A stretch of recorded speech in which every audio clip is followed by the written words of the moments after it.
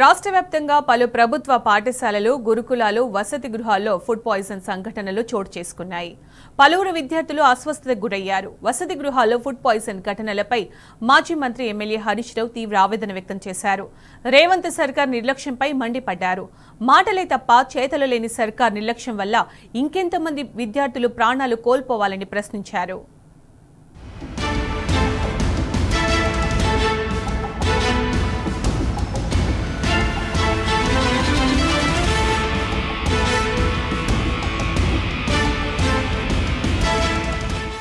నారాయణపేట జిల్లా ధన్వాడ ప్రభుత్వ బాలుర ఉన్నత పాఠశాలలో మధ్యాహ్న భోజనం తర్వాత ముగ్గురు విద్యార్థులు వాంతులు చేసుకున్నారు.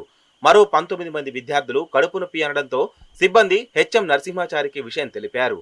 ప్రభుత్వ దవాఖానా డాక్టర్ అనూష సిబ్బందితో పాఠశాలకు చేరుకొని విద్యార్థులకు పరీక్షించారు. కలుషిత ఆహారం, నీటి కారణంగా అస్వస్థతకు గురయ్యారని తెలిపారు. విద్యార్థులకు మినరల్ వాటర్ అందిస్తున్నామని హెచ్ఎం తెలిపారు. కామారెడ్డి జిల్లా ఎల్లారెడ్డి ప్రభుత్వ ఉన్నత పాఠశాలలో మధ్యాహ్న భోజనం వికటించి 16 మంది విద్యార్థులు అస్వస్థతకు గురికాగా దవాఖానాకు తరలించి చికిత్సలు అందించారు. కోలుకున్న వారిని డిశ్చార్జ్ చేశారు. 4 విద్యార్థులు దవాఖానాలో చికిత్స పొందుతున్నారు.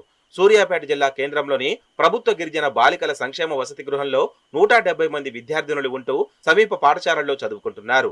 మధ్యాహ్న భోజనం చేసిన అనంతరం 9, 8వ తరగతికి చెందిన కొందరు వాంతులు చేసుకున్నారు. వసతి గృహం సిబ్బంది వారిని పట్టణంలోని ఓ ప్రైవేటు దవాఖానాకు తరలించారు.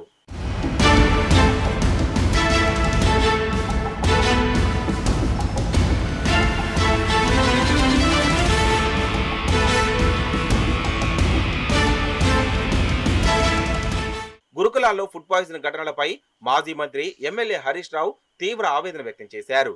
రేవంత్ సర్కార్ నిర్లక్ష్యంపై మండిపడ్డారు. గురుకులాల్లో ఫుడ్ పాయిజన్ కేసులు నిత్యకృత్యమవుతున్నా ఈ ప్రభుత్వంలో చలనం లేకపోవడం సిగ్గుచేటని విమర్శించారు. తల్లిదండ్రులు ఆందోళన వ్యక్తం చేస్తున్నా కనీస చర్యలకు ఉపక్రమించడం లేదని ఫైరయ్యారు. విద్యార్థులకు కల్తీ ఆహారం పెడితే జైలుకు పంపిస్తామన్న సీఎం రేవంత్ మాటలు నీటి మూటలే అయ్యాయని దుయ్యబట్టారు. మాటలే తప్ప చేతలు లేని సర్కార్ నిర్లక్ష్యం వల్ల ఇంకెంతమంది విద్యార్థులు ప్రాణాలు కోల్పోవాలని ప్రశ్నించారు. ఇప్పటికైనా గురుకులాల్లో విద్యార్థులకు నాణ్యమైన ఆహారం అందించే ఫుడ్ పాయిజన్ ఘటనలు నిరోధించాలని హరీష్ రావు డిమాండ్ చేశారు.